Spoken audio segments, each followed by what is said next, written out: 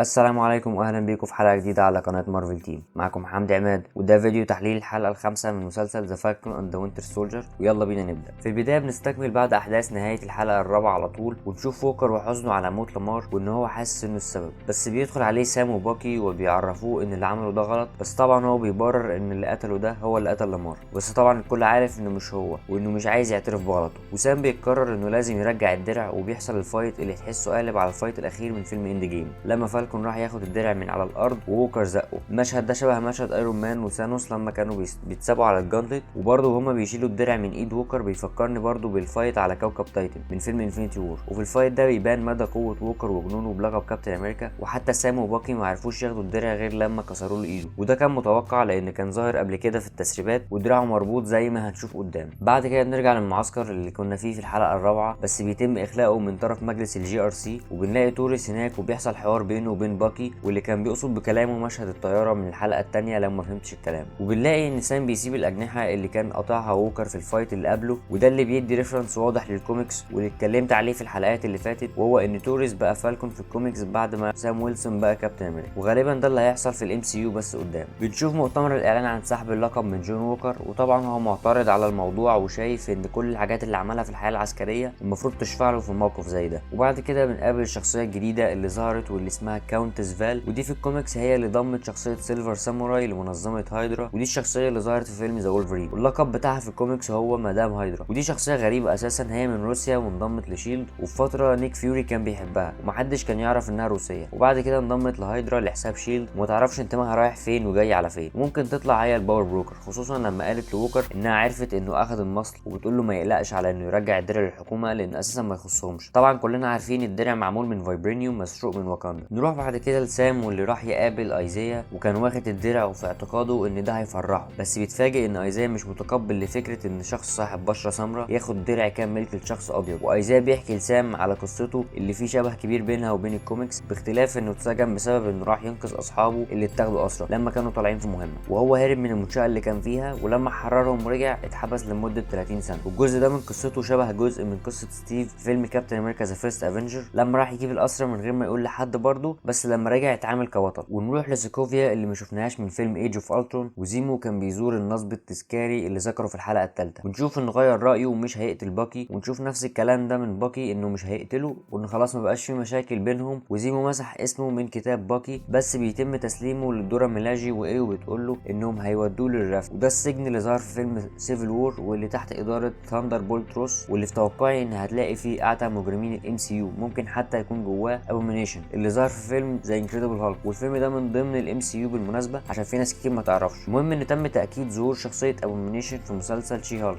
بعد كده باكي بيطلب من ايو انها تعمل له خدمه، هنعرف ايه هي كمان شويه. بعد كده سام بيرجع البيت عشان يصلح المركب، ونخوض في احداث تخص حياه سام الشخصيه، ونشوف باكي راح يساعده وجايب له شنطه من واكاندا هتكلم عليها في الاخر. نروح لشارون وبنعرف انها هي اللي هربت باتروك من السجن اللي كان فيه في الجزائر، وانها السبب في العمليه اللي طلعها سام في اول حلقه خالص في المسلسل، وهي بعتها علشان يتعاون مع الفلاج سماشرز، واللي كان فيه تلميح من الممثل نفسه انه هيظهر تاني في المسلسل. ودلوقتي ما نعرفش شارون طيبه ولا شريره، وليه بتلعب على الناحيتين، هل هتطلع هي الباور بروكر مثلا، ولا هتبقى كاونتس فال اللي ظهرت في الاول. والاول مره بنشوف باكي مش نايم على الارض، ده ممكن يكون بيدل على انه بدا يتعافى او حاسس بالامان في بيت سام. ونشوف ان في وسط الاجتماع بتاع الجي ار سي الاجهزه بتخترق وبيحصل هجوم من الفلاج سماشرز، واللي المفروض كمان ان شارون هتبقى موجوده في المبنى ده بسبب انها طلعت في اعلان قبل الحلقه الخامسه وهي في مكان كله نور احمر زي اللي في الاجتماع. بعد كده بنروح لسام وبيعرف من توريس ان الفلاج سماشرز هيعملوا هجمه على نيويورك، وسام بيفهم الموضوع وعارف انهم هيهجموا على الاجتماع، وبيروح علشان يفتح الشنطه بس مش بيبان اللي فيها في الحلقه دي، وبنسبه 100% هيبقى لبس كابتن امريكا واجنحه فايبرينيوم معموله مخصوص لسام من واكاندا، واللي غالبا هتبقى شبه اللي في الكوميكس زي الصوره دي.